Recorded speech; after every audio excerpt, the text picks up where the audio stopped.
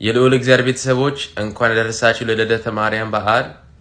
በዚህ በዓል ውስጥ ብዙ ነገር መማር እንችላለን ብዬ ተስፋ አደርጋለሁ። እንግዲህ ሐናና ኢዮአቄም በእግዚአብሔር ፊት ስለት ያድርጉ ነበር፣ ስለት ይሰጡ ነበር፣ ለእግዚአብሔር ይሳሉ ነበር፣ ጸሎት ያድርጉ ነበር እና ሐና በጣም በሴቶች መካከል በቤተ እግዚአብሔር ውስጥ ብዙ ሰዎች ያፌዙ ነበር፣ ይስቁ ነበር በሷ ላይ። ለምን ልጅ መውለድ አትችልም ነበር። እና ለእግዚአብሔር የተናገረችው ነገር ምንድነው?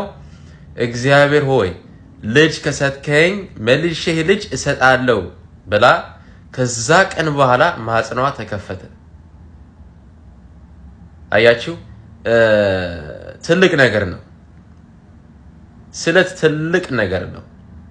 ለእግዚአብሔር ስትሳል ስትሄድ ትስላ ስለት ገብታ ጸሎት አድርጋ ቃል ስትገባ ለእግዚአብሔር ግን እግዚአብሔር አምላክ ድንቅ የሆነ ነገር አደረገ እና የወለደችው ደግሞ ድንቅ የሆነ ልጅ ቅድስት ድንግል ማርያም የዓለሙ ቤዛ የሆነው ኢየሱስ ክርስቶስ የወለደች እና በዚህ በዓል ውስጥ ሁላችሁም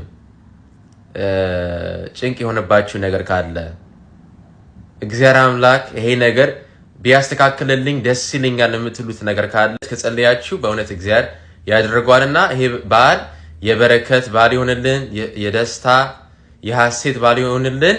አሜን።